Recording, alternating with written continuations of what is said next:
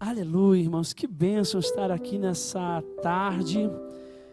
Peço perdão pelo meu atraso, eu vim de uma ministração agora cedo, vim correndo, troquei a roupa, falei, vou botar uma grata. Banho e nada, né, irmão? Aleluia. Mas deu tempo de chegar. Passei um perfume e falei, vai me ajudando, Jesus. Aleluia. Mas eu tenho uma palavra no coração de Deus, no seu coração. Eu sei que o texto dos amados irmãos, em 1 Pedro, eu vou usar um texto bem parecido, extremamente, quase que igual. Filipenses capítulo 4, verso 6 e o verso 7. Eu serei um pouquinho extenso, vou ler um pedaço, depois vou ler outro texto, mas se faz necessário. O primeiro texto que iremos ler é Filipenses capítulo 4, verso 6 e o verso 7. Glória a Deus, aleluias. Quero, enquanto os irmãos acham, parabenizar por essa festa linda. Ontem, chegando de ministração também, eu vi um pouquinho na live. Achei muito bacana tudo que estava acontecendo. Da buchada de bode, né? Falei, meu Deus do céu, o negócio da buchada tá bom, né? Aleluia. Mas foi bom demais. Vamos lá. A palavra do Senhor está escrito assim: não andeis ansiosos por coisa alguma, mas em tudo, por meio da oração e da súplica, com ações de graças, apresentem os seus pedidos a Deus. Então a paz de Deus, que excede todo o entendimento, guardará o coração e os pensamentos de vocês em Jesus Cristo. Aleluia. O segundo texto está em 2 Reis, capítulo 4 também. Nós vamos ler o verso 18. Glória a Deus. 2 Reis, capítulo 4, o verso 18. A palavra do Senhor está escrito assim: e o menino cresceu, e certo dia foi encontrar o seu pai que estava com os ceifeiros. De repente ele começou a chamar o pai, gritando: ai, minha cabeça. Vamos ver se a gente sabe gritar ai, minha cabeça, irmão. 1, 2, 3. Glória a Deus. Ai, minha cabeça. Então o pai disse a um servo: leva-o para a mãe dele. O servo o pegou e o levou à mãe, e o menino ficou no colo dela até meio-dia, quando ele morreu. Ela subiu ao quarto do homem de Deus, deitou o menino na cama, saiu e fechou a porta. Ela chamou o marido e disse: preciso de um servo e uma jumenta para ir falar com o homem de Deus. Vou e volto depressa. Espírito Santo de Deus, em concordância com a oração do teu filho, que já foi liberada sobre a minha vida, eu peço, Senhor, a oração da tua filha. Senhor Jesus, que o Senhor derrama, Pai, mais uma vez, um pouquinho da tua graça, da tua autoridade, da tua unção. Senhor, que tudo que eu não consegui transmitir no coração dessa igreja, que o teu Espírito Santo assim o faça. Que o Senhor possa, Senhor Jesus, abençoar-nos mais um pouquinho. Ó Deus, como sempre digo, Pai, a semente é pura. O problema nunca teve na semente. O problema está na terra onde ela cai. Que os nossos corações sejam terras férteis nessa tarde, em nome de Jesus. Você pode se assentar glorificando ao Senhor, amém? Glória a Deus. O tema dos amados irmãos é um tema muito propício, muito poderoso, aquilo que Pedro vai falar, que o Senhor tem cuidado de vós. Eu escolhi por ler o texto de Filipenses, da carta de Paulo à igreja de Filipos, por alguns motivos que eu irei explicar. Paulo está dando uma instrução extremamente pedagógica àqueles irmãos da igreja de Filipos. Ele está dizendo: não andeis ansiosos por nada, não andeis ansiosos por coisa alguma. Para que eu possa entender o que Paulo está explicando, eu tenho que entender o que é ansiedade. Segundo a psicologia e a psicanálise, a ansiedade é quando a nossa mente é tomada de pensamentos negativos. E esses pensamentos negativos são tão fortes que geram um pico de estresse e de medo na nossa mente. E a nossa mente começa a liberar cortisol e outros hormônios no teu corpo. E ela dá uma crise de ansiedade. As pessoas ficam com a mão trêmula, com um abatimento cardíaco acelerado. Nós ficamos um pouco apavorados com aquilo que está acontecendo. A ansiedade é um mal tão complexo que, segundo a OMS, a Organização Mundial da Saúde, 50% das doenças no mundo são psicossomáticas. Elas começaram na mente. Alguém falando, meu joelho está doendo. Ai, minha mãe sentiu isso, eu também estou sentindo isso aqui. Quando eu sinto isso aqui, está doendo. Aí você começa a sentir e está doendo realmente, começa a passar. Então 50% das doenças causadas no corpo foram primeiro geradas na mente. Olha o que Paulo está instruindo, olha o tamanho do que ele está falando. Isso é tão poderoso que você pensa que tem poder de controlar a matéria, que é o teu corpo. E quando nós olhamos, o pensamento, ele é diferente para cada um de nós. Por exemplo, nós estamos no mesmo barco, mas viemos de realidade diferente.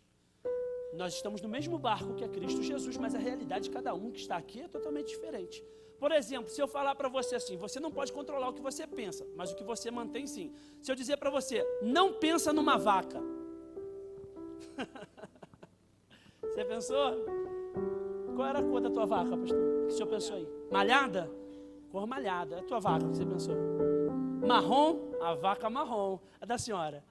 Malhada? É porque é uma só carne, pensou na vaca malhada. Pensou na vaca também? Qual era a cor da tua vaca? Malhada? Alguém pensou numa vaca diferente aí, irmão? Preta? Roxa? Não sei se tem roxa, mas...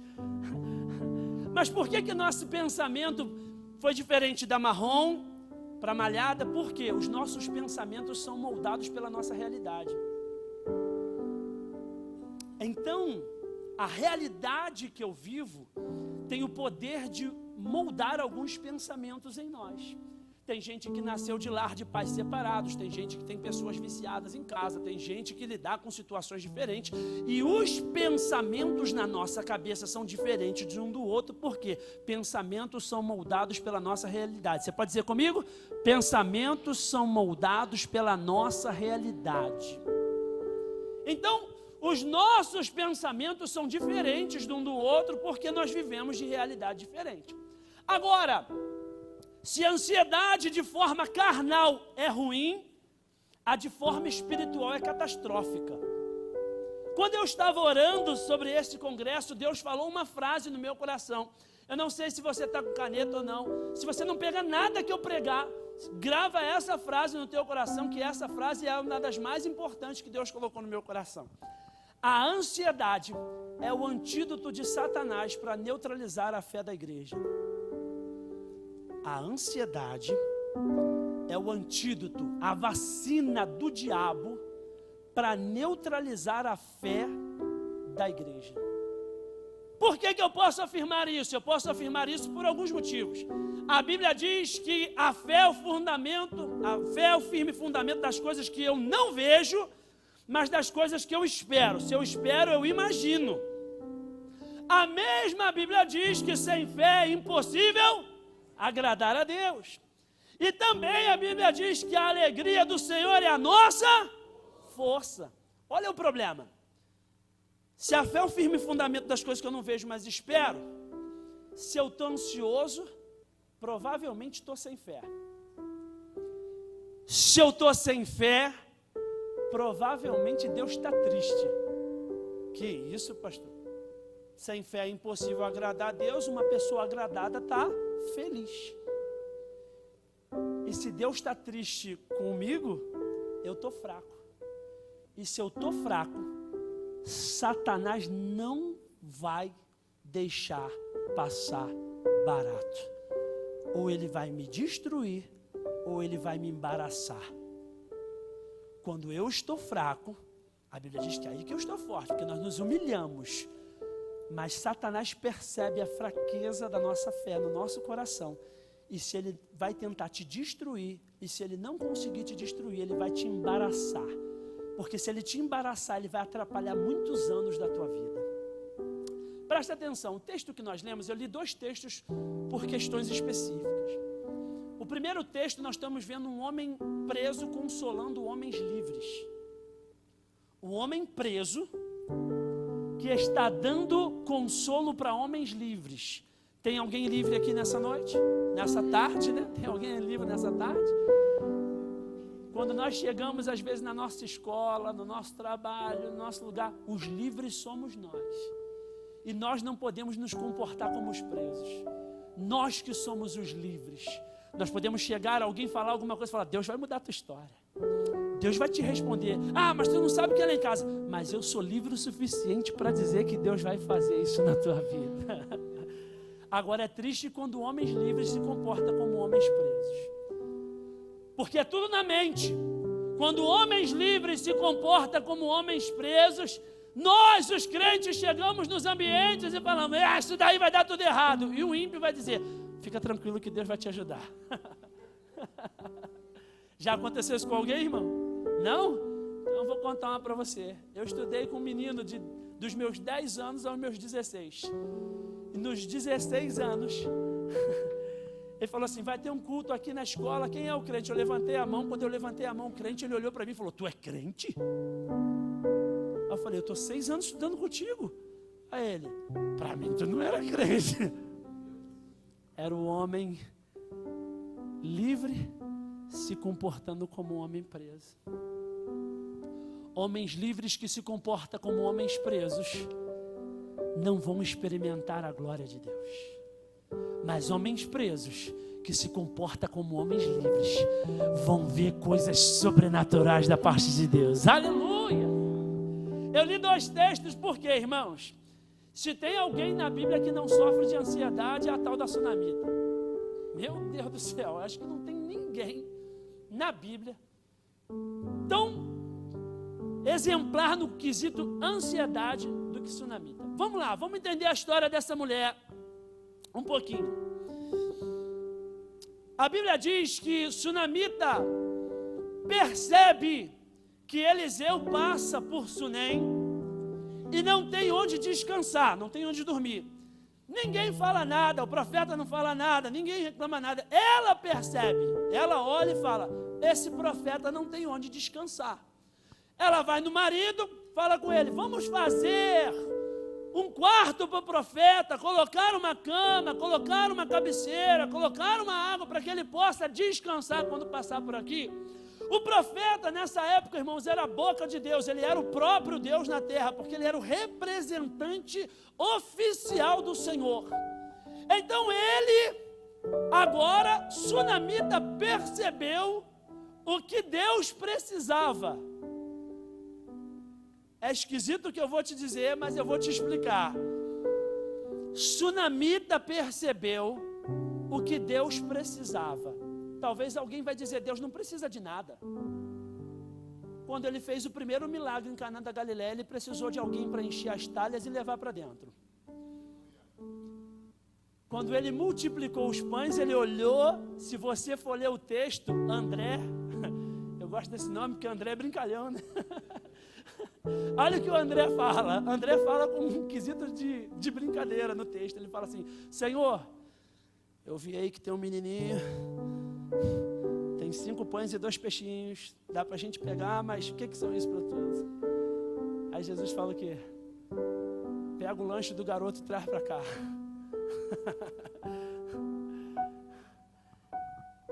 Para multiplicar os pães e os peixes, ele precisou do lanche de uma criança.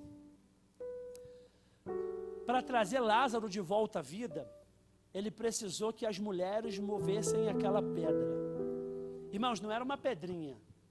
O negócio é complicado. Se eu pedisse aqui para 2 irmãs pegar esse banco aqui e levar lá para cima, no 3º degrau, eu tenho certeza que tinha meio palmo de língua para fora já. Ai, meu Deus! Eu estava falando que eu sou fraca? Não, irmãos, biologicamente as mulheres são mais frágeis. E eu não posso negar o que é uma realidade. Então quer dizer que para Deus fazer um milagre na nossa vida, nós precisamos compreender o que Deus precisa, não porque Ele precisa de necessidade, mas para pavimentar o que Deus precisa. Vou dar um exemplo prático para que os irmãos entendam. Varãozinho está orando, pedindo a Deus uma namorada. Aleluia! Eis que te digo, varão, que é contigo. Eu olhei para cá, os varões tudo olhando para mim. Está orando, Senhor, eu sou adolescente, Jesus, mas prepara uma varoa abençoada. Aí passa um mês, nada, passa um ano, nada, passa 2 anos, nada. E nada, ninguém chega perto do varão. Aí Deus vai falar assim, varão, você precisa fazer uma coisa para Deus liberar esse milagre. Passar desodorante.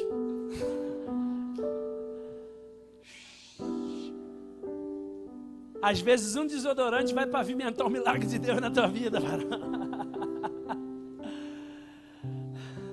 A varoa está falando, Senhor, manda um varão, Senhor, com o cabelo igual uma bruxinha.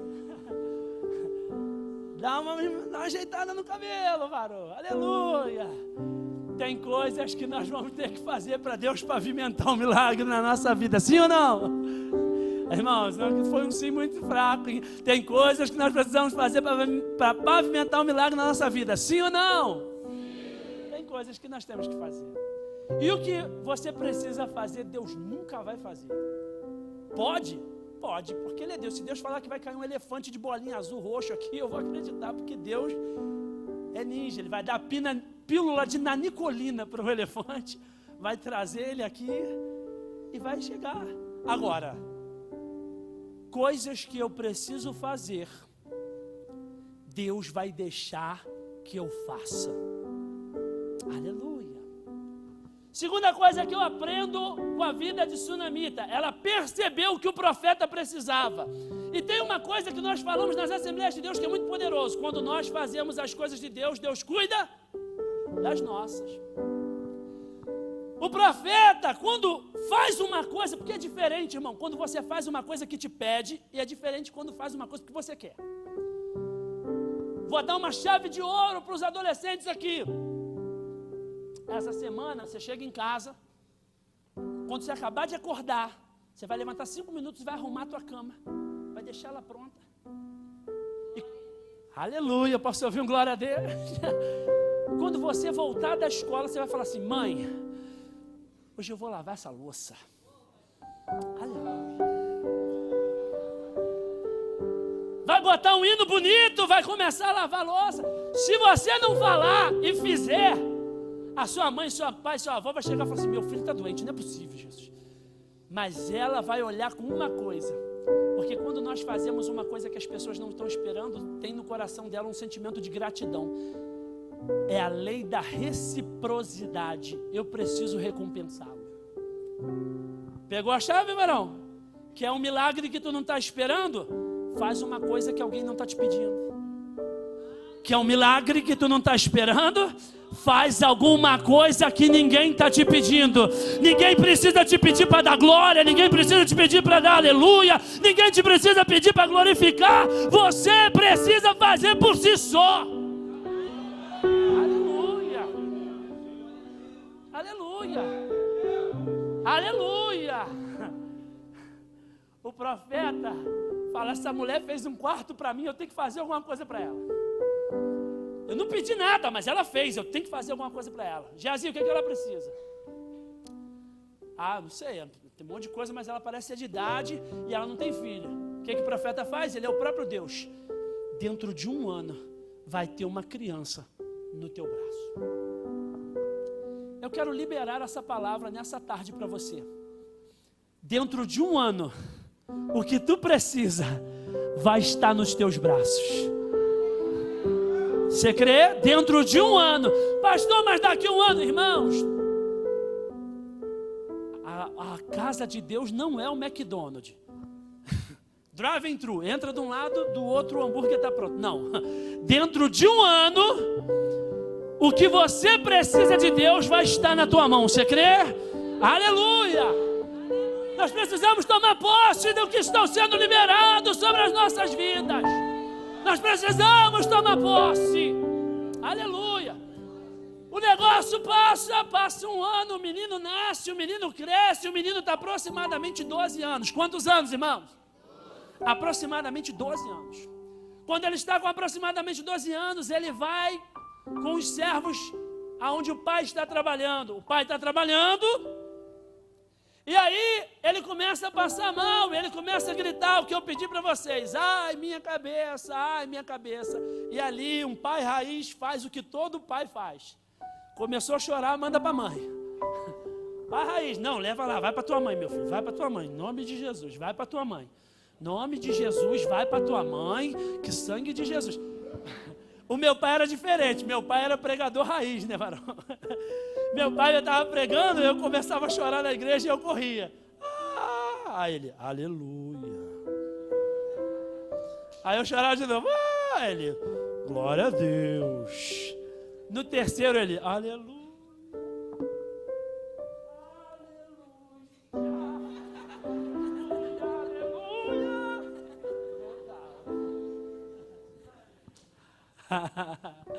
Era uma bênção. E depois ele dava a chave: o diácono que vê meu filho passando está autorizado a oprimi-lo. Papai me ensinou muito. Aleluia, Jesus, obrigado, Senhor. Obrigado, obrigado. O pai manda a criança para a mãe. Quando ele chega lá, ele chorando, irmãos, a criança no colo daquela mulher morre. Sei lá qual dificuldade você tem na vida, mas eu acho que não tem nada mais destruidor do que um filho morrer na mão de uma mãe. Eu não sei qual é a tua adversidade, mas a criança morreu. A criança morreu, irmão. E quantas das vezes nós esperamos por coisas tanto tempo de Deus, elas chegam, mas de repente elas morrem. Oramos, pedimos, Deus responde, e às vezes elas morrem. Aqui, irmão, me assusta no nível de confiança dessa mulher. Parece que eu vejo ela falando: foi Deus que me deu o menino. Não foi vontade do varão e da varoa, foi Deus que me deu o menino. Porque o que Deus nos dá, irmão, vai resistir o tempo, vai resistir as dificuldades, vai resistir as intempéries, vai resistir. O que não for de Deus vai embora, mas o que é de Deus vai permanecer. O que é de Deus vai permanecer. O que é de Deus vai permanecer. O que é de Deus vai permanecer. Eu vejo essa mulher dizendo: foi Deus que me deu o menino, foi Deus que me deu esse menino. Ela pega a criança, sobe para o quarto, bota na cama do profeta. Ela desce e avisa ao marido. Ela não fala para o marido que a criança está morta. Irmãos, é quase que inconcebível esse entendimento. Ela não fala. E por quê? Quando eu comecei a orar, falei: Senhor, por que essa mulher não falou com o marido dela? Porque a lógica, irmãos, eu estava pregando agora. Quando eu comecei a pregar, um pouquinho antes de entrar aqui, a minha esposa mandou para mim assim: acabou o gás. Escrito. Aí eu falei: liga para o homem do gás. Ela: faz o Pix. Aí eu falei: irmãos, aí o irmão que estava assim, eu falei: tu pode ler esse versículo para mim? Aí enquanto ele estava lendo o versículo, eu fiz o Pix. Aleluia, voltei. Porque é algo natural. Você é o socorro bem presente da sua esposa. Não importa se ela já sabe o que tem que ser feito, ela vai te ligar. Eu já sei o que tem que ser feito, mas eu vou ligar. Não é assim? As irmãs que são casadas, quem é casado aqui, irmão? É assim ou não é, irmão? Eu já sei o que tem que ser feito. Aí liga para o varão: tá vendo, varão? Eu sou uma bênção. Isso mexe na masculinidade do varão. O varão fica: eu estava aqui para pregar, minha varoa me ligou, varão. Eu resolvo tudo. Aleluia. Isso é bom, irmão, porque se libera testosterona.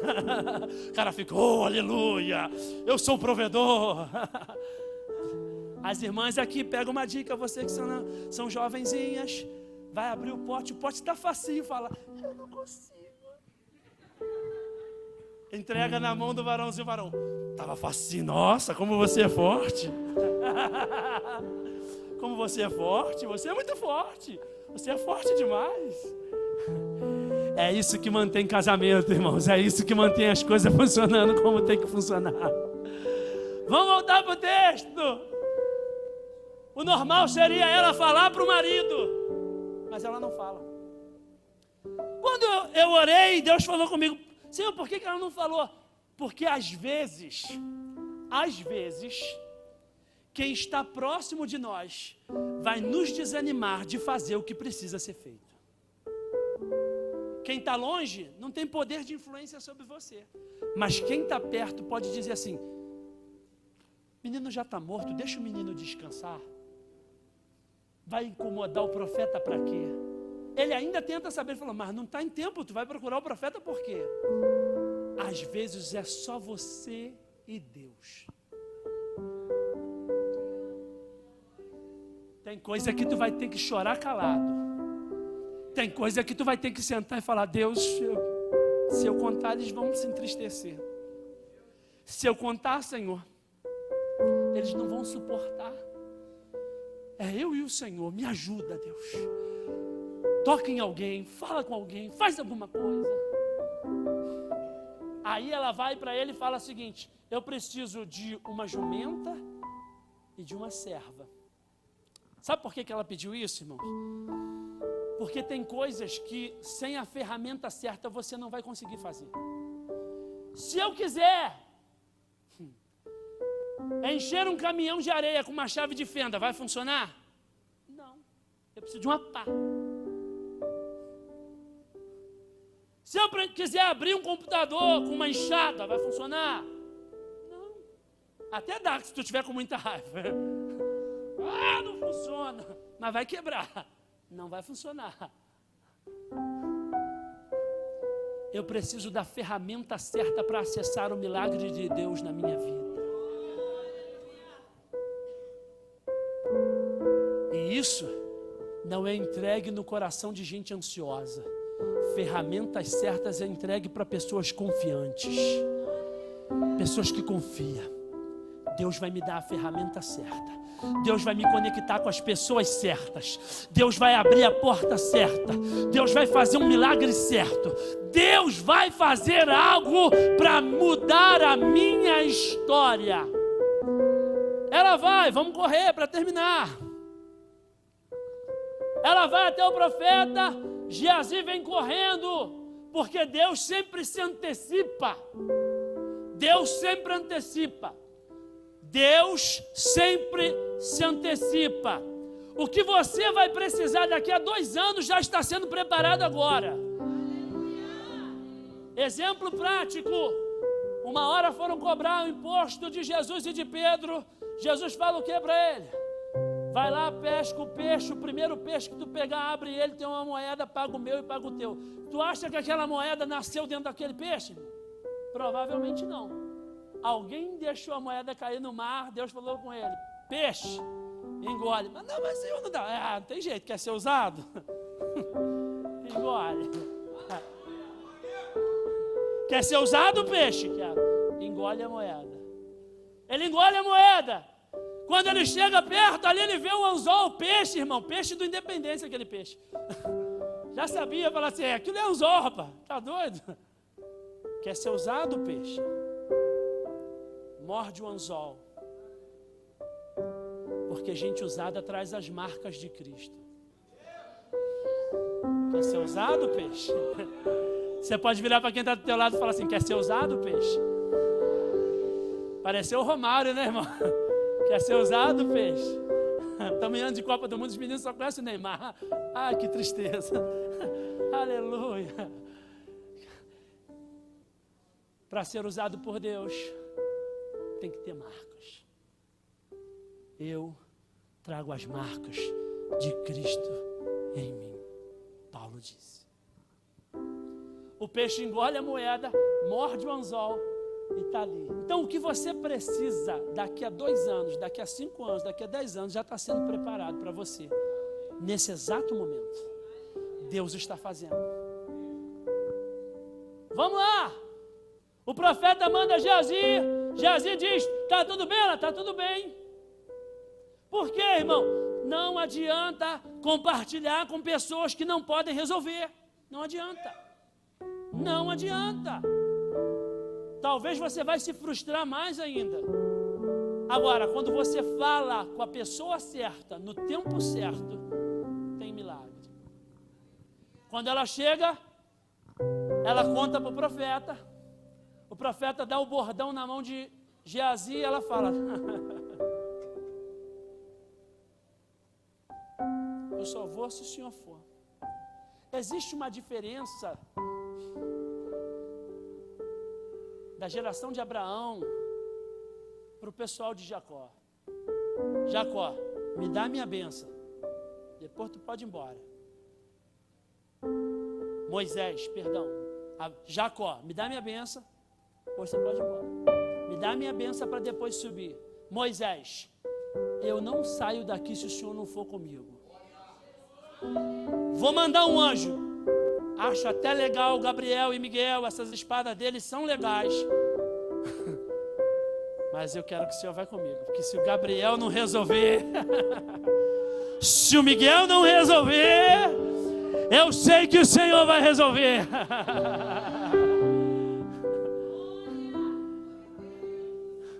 O profeta vai lá.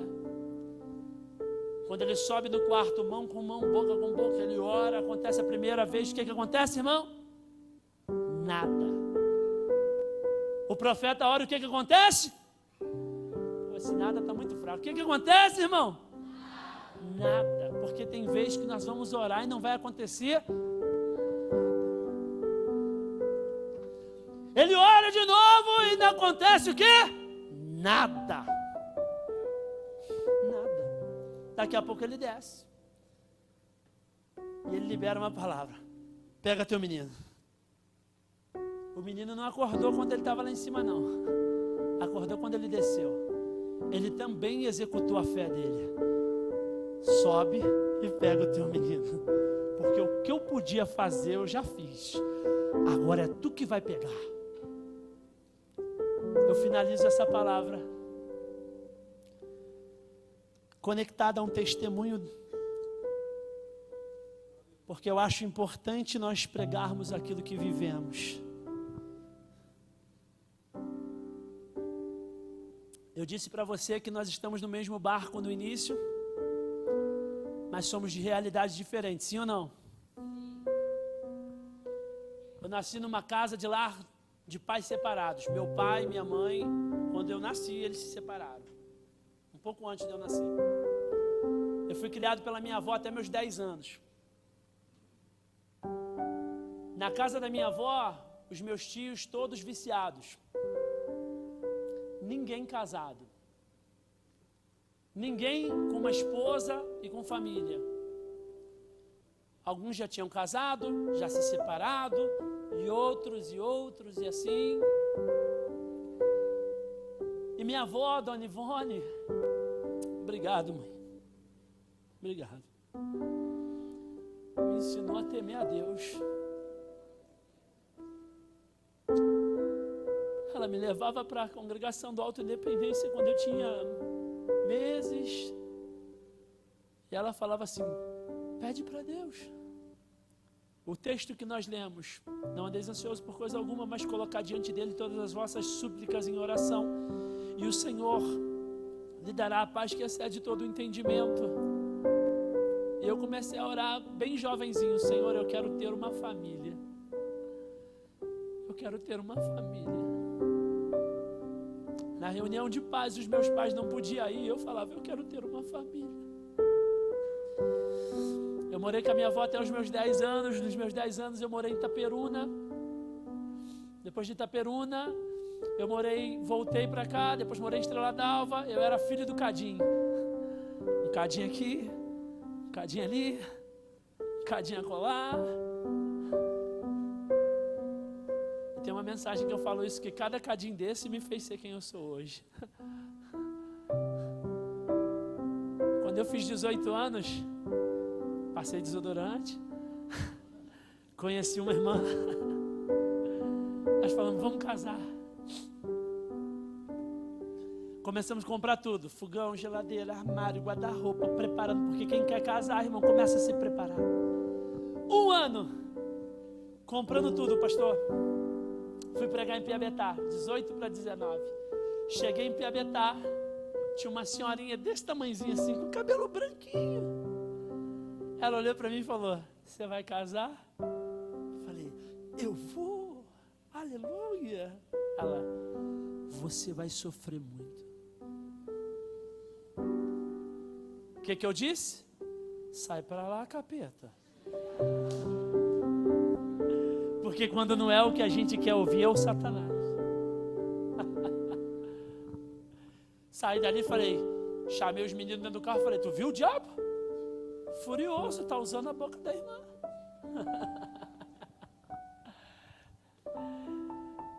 Fui pregar no Sargento Buening.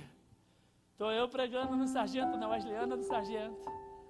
Estou vendo que uma irmã começa, ela vem girando lá de trás na minha direção. Falei: acho que ela está vindo na minha direção. Aí eu vim para o canto. Ela vem girando para o meu lado. Eu falei: Jesus, ela está vindo mesmo. Eu fui para outro canto. Ela vem girando. Eu falei: Jesus, me deixa, Senhor. Ela chegou para mim e falou: você vai casar? Eu falei: eu estou tentando. Você vai sofrer muito.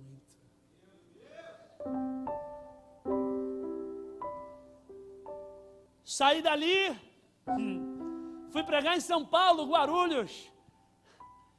Quando eu cheguei do pé da igreja, tem uma senhora lá em cima e ela está marchando, gritando: vem. Eu falei: ah, não é possível. Ela fazia assim, ó: vem, vem, vem. Aí eu falei: ah, Jesus, eu já estou indo, senhora. Quando ela olhou para mim e falou: tu vai casar? Eu falei: senhora, por favor, não fala.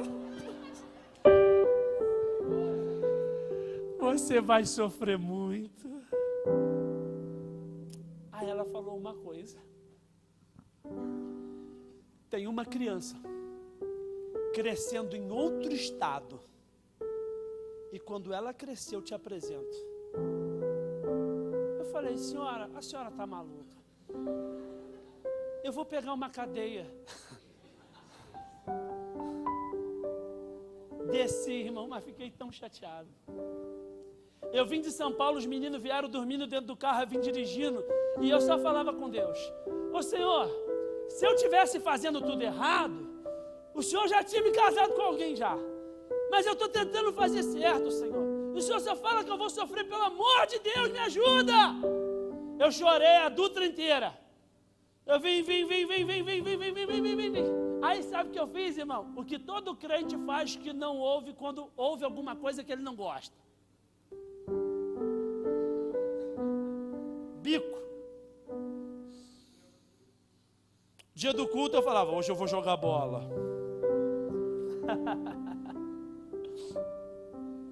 Liguei para os meninos e falei: desmarca tudo, meu irmão, não vou pregar, não vou cantar. Foi uma terça-feira, chovendo, eu fui para o campo jogar bola, para ir no culto, para não ir para o culto.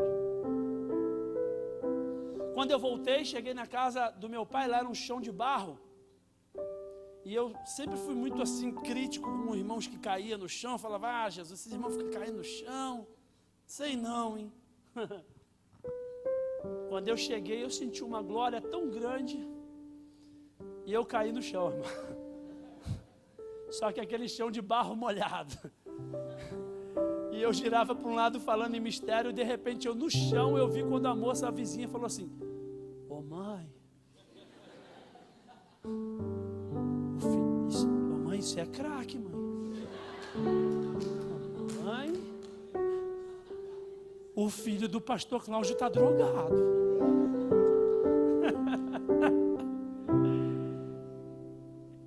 Eu deitado naquele chão, ouvi uma voz: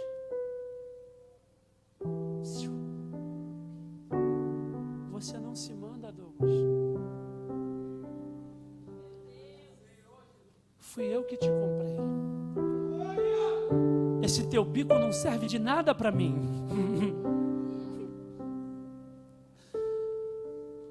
Quando você levantar desse chão, teu telefone vai tocar, e ai de você se não atender. Você vai receber um convite, você vai. porque sou eu que estou te mandando. Está em Ré maior? Ré maior.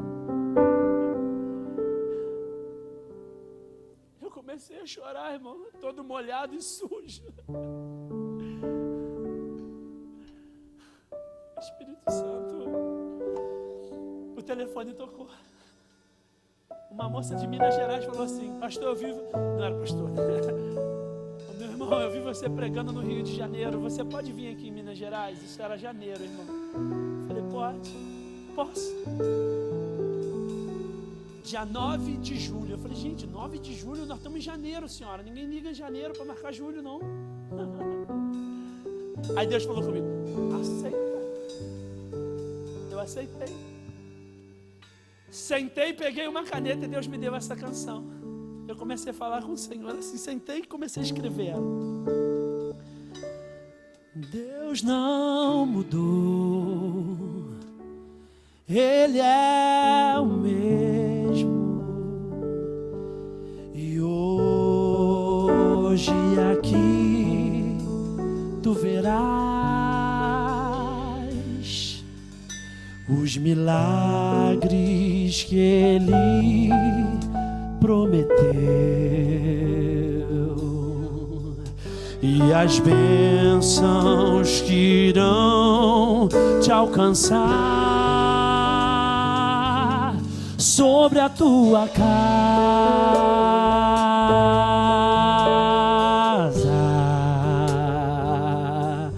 sobre a tua família,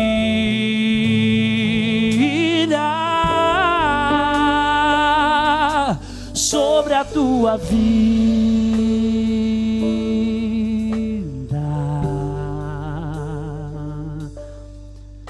O Senhor irá realizar. Eu tomei posse dessa canção. Chegou dia 9 de julho de 2011. Uma igreja bem parecida com essa. Eu botei meu terno, a minha gravata, fui para Minas Gerais. Quando eu estou descendo, eu passei o primeiro banco, o segundo banco, vim descendo. Quando eu cheguei no penúltimo banco, eu olhei para o lado, tinha uma moça com um neném no colo. E Deus falou comigo: tá vendo essa moça? É a moça que eu falei lá em São Paulo para você. Ela é sua esposa. Eu falei: Jesus, o Senhor falou da moça, mas não falou do neném. Falei: sangue de Jesus que tem os poderes. Estou terminando, tá, pastor? Saí dali, acabamos de pregar. O pastor falou: o senhor pode orar pelo povo? Eu falei: posso. Eu fui para o canto, a moça veio comigo. Ela e o neném. O senhor pode orar por mim? Eu falei: posso. Jesus abençoe essa criança.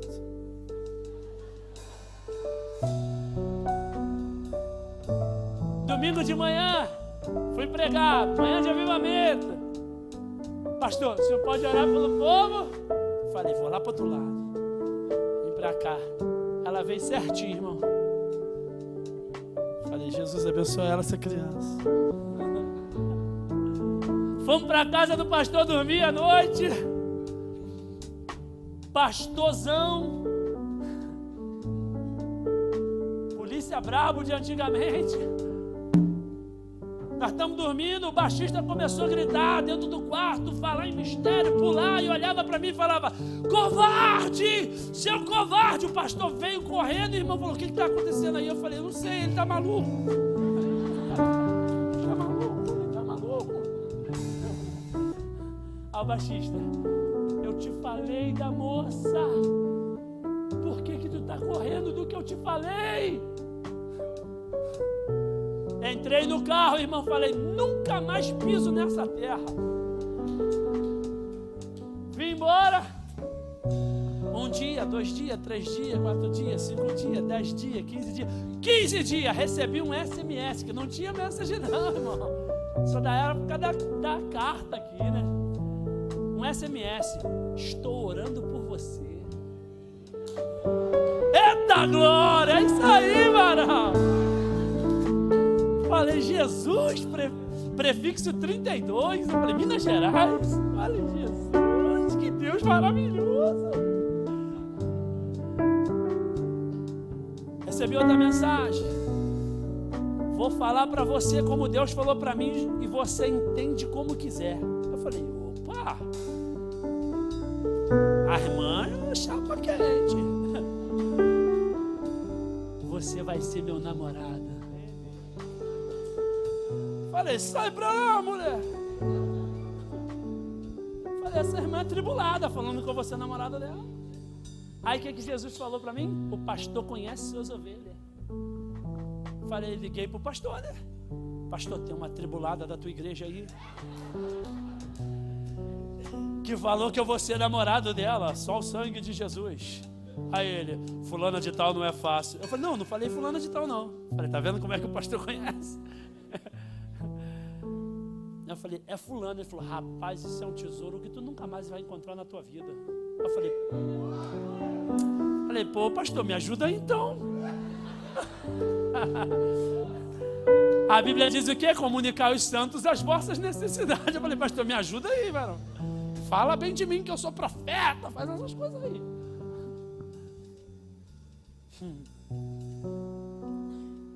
Voltei a falar com a moça. Falei, e aí, varoa? Deus falou que eu vou ser teu namorado? Ela falou, mas não disse quando. Falou, mas não disse quando. Eu falei, olha que varoa estranha.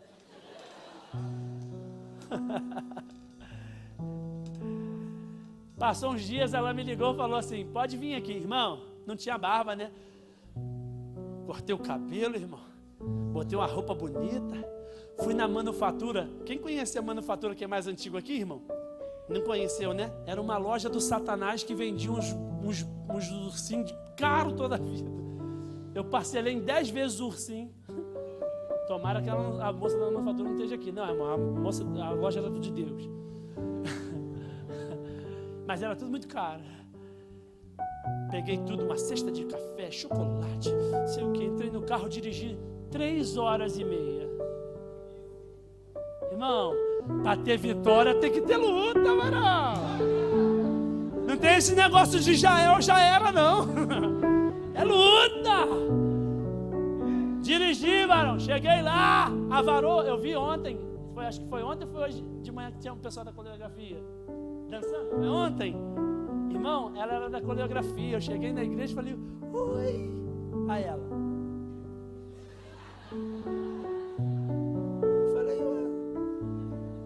Vim falar com a irmã, ela, tô acabando aqui, meu filho, você tá vendo não? 2 horas acabando, irmão, dançando. Falei, Jesus, essa mulher tá maluca, Senhor. Quando acabou, eu falei, tudo bem, vamos conversar? Ela, conversar? Não tenho nada para falar contigo não. Eu falei, tu tá maluca? Só, tu toma tenência, hein? Parcelei o ursinho aqui. Vim de longe. Ó. Sabe o que ela disse para mim? Meu pai se chama Adilson. Vai pedir ele para namorar comigo e depois a gente conversa. Eu falei, mas eu não sei quem é você. Ela falou assim, nem eu, meu filho, você tem cara de maluco. Mas o meu Deus sabe quem você é. Aleluia. E se ele falou para mim que eu vou namorar com você, ele não vai me botar em furada. Cheguei na casa do Adilson. Um bitelo de um homem grande. Umas 6 irmãs sentadas uma do lado da outra. E ela tem uma irmã que está na Índia agora, que é missionária, que tem um olho igual uma coruja. Deus usa os missionários que eles são olhudos. Eles têm uns olhos grandes. Aí ela com um olhão assim, ela olhava o olho e falava assim para mim, fala, rapaz, o que você veio fazer? Eu falei, irmãos, eu não sou tímida, mas pensa num homem nervoso. Eu mexia na mão, ela, fala rápido, rapaz. O pai, ele não quer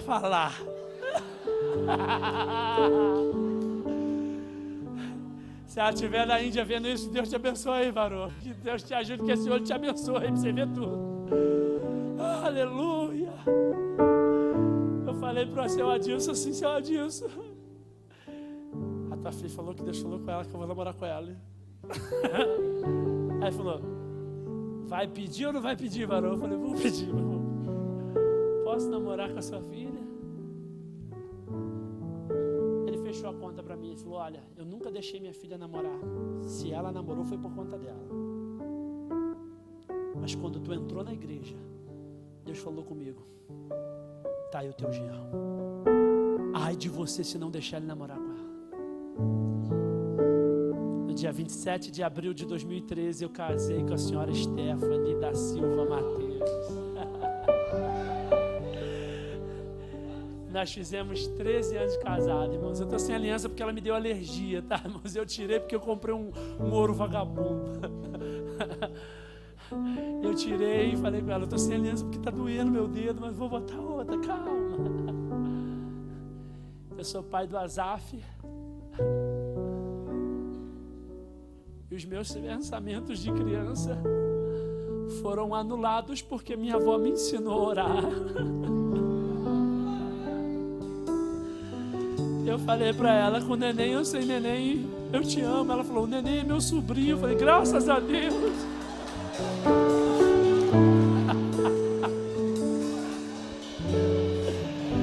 Você pode ficar de pé comigo? Eu posso orar, pastor?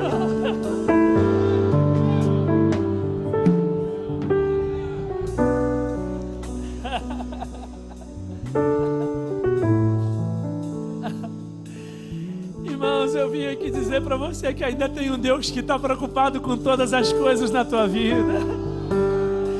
Um Deus que sabe onde tu nasceu, sabe quem é teu pai, sabe quem é tua mãe, sabe quem é teus irmãos. Ele não errou onde tu nasceu, mas Ele está dizendo nessa tarde, eu sou um Deus que cuido de tudo, e tudo que não está no teu controle, está no controle do teu Deus. Ele está preparando tua esposa, teu marido, teu trabalho, todas as coisas. Você precisa confiar no que Deus está fazendo.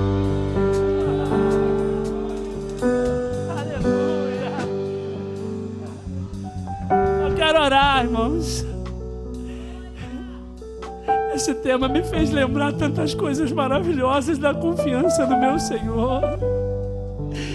Ele me fez saber que eu fui jovem, fui moço, hoje já sou velho, mas nunca vi um justo mendigar o pão. O Senhor está cuidando de todas as coisas. Mas é necessário você nascer de novo da água e do Espírito. Às vezes você está dentro da igreja duvidando daquilo que Deus é capaz de fazer. Deus está no controle da tua vida. Se essa palavra falou com você, eu quero que você coloque a mão no seu coração. Eu quero orar por você e eu vou liberar uma palavra de vitória sobre você. Eu não sei, irmãos, qual é a tua adversidade. Eu não estou dizendo que vai ser fácil o que você vai enfrentar, porque hoje, ouvindo a história, como nós ouvimos da Sunamita, era fácil, porque eu já sei que o menino vive no final. Mas às vezes nós não sabemos. Confiar em Deus, irmãos, é pular mesmo sem paraquedas. Se Ele mandou, Ele vai dar um jeito, Ele vai botar uma piscina de bolinha. Eu não sei. Eu preciso ter fé para saber que o Deus que me salvou, que me libertou, que me transformou, está preocupado com todas as áreas da minha vida, todas. Ele não quer só que eu seja cheio do Espírito Santo. Ele quer que eu tenha uma família abençoada. Ele quer que eu tenha filhos abençoados. Ele quer que eu tenha um emprego abençoado. Ele é um Deus que cuida de tudo, de tudo, de tudo. Por isso eu quero liberar que Deus vai colocar sobre o teu coração a paz que excede todo o entendimento. Ah, pastor, mas tu não sabe como é que ele é em casa. Paz que excede todo o entendimento. Ah, pastor, mas tu não sabe, a minha mãe me deixou. Paz que excede todo o entendimento. Ah, pastor, tu não sabe, lá em casa o pessoal é envolvido com um monte de coisa. A paz que excede todo o entendimento. Você vai colocar diante de Deus e Deus vai cuidar de você. Espírito Santo, eu estou liberando essa palavra nessa tarde, baseado naquilo que o Senhor falou no meu coração. Eu louvo a Deus por essa igreja, eu louvo a Deus por esses meninos, eu louvo a Deus por essas meninas. Ó Deus, eu estou diante de profetas do Senhor, eu estou diante de ministros, eu estou diante de pastores, eu estou diante de homens e mulheres que vão fazer a diferença em Petrópolis, que vão mudar, ó Deus, a história do Rio de Janeiro.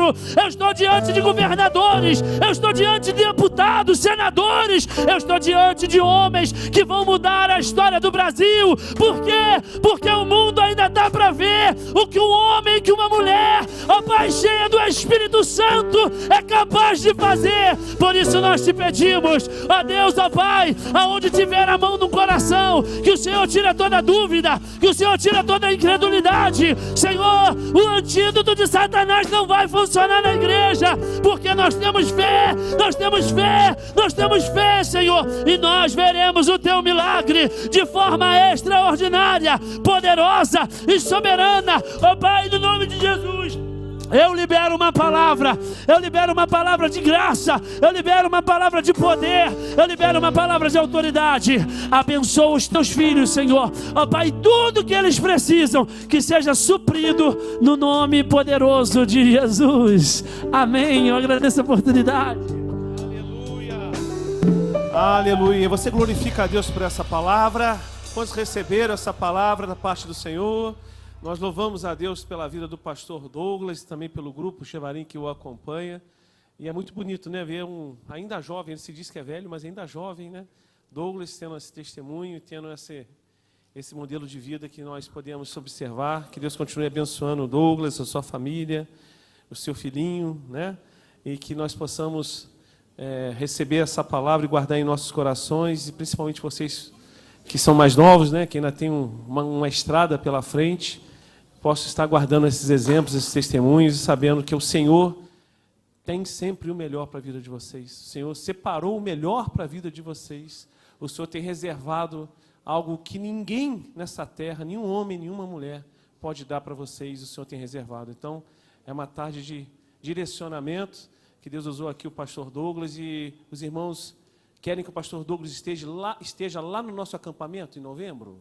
Amém. Querem que vá lá em Partido Alferes ministrar no nosso acampamento em novembro? Se é verdade, digo amém. Amém. Ora, só falta o amém do pastor aqui, Douglas, aqui, que depois eu vou entrar em contato. Então pronto. Então está confirmado, em nome de Jesus está confirmado. Irmãos, nós teremos agora um lanche ali reservado para vocês, tá? Nós vamos iniciar às 18 horas, se Deus permitir, em ponto, o último culto do nosso Congresso Aldep 2026, o culto de encerramento, e nós vamos ter que ser pontuais, porque é muito corrido, tem muitas coisas a acontecerem, e nós temos que andar rápido e não podemos atrasar o horário de início do nosso culto. Então, às 18 horas, pontualmente, a Andréia, a recepcionista, avisa aos amados a deixarem aqui marcados os vossos lugares, porque pode ser que quando nós voltarmos já esteja alguém sentado aí nos lugares que é reservado de vocês, então pede que já estejam marcados os vossos lugares, amém? Pastor Douglas, muito obrigado pela sua presença, muito obrigado ao conjunto lá também, muito obrigado, tá? Deus abençoe vocês. Vamos fazer essa oração final, vou chamar aqui o Gleiston, vem aqui, Gleiston.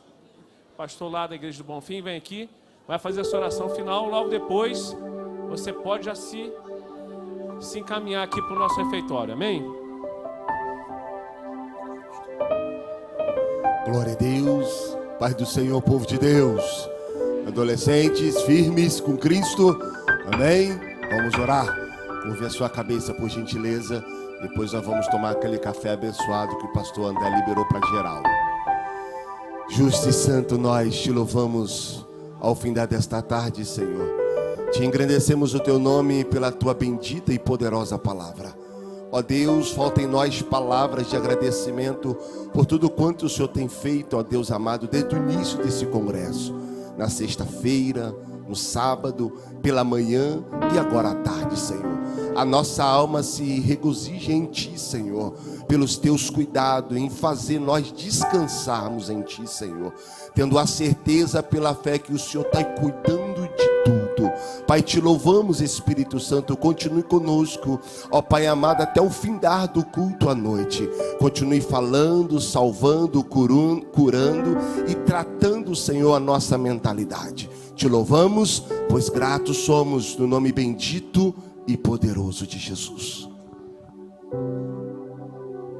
Estenda suas mãos, que a graça do nosso Senhor e Salvador Jesus Cristo, o amor de Deus Pai Todo-Poderoso, as santas e divinas consolações do Espírito Santo de Deus, seja com sua igreja hoje e para todo sempre. Todos digam. Então vamos subir, vamos participar lá dessa refeição. 18 horas em ponto, aqui no templo, para iniciarmos o culto.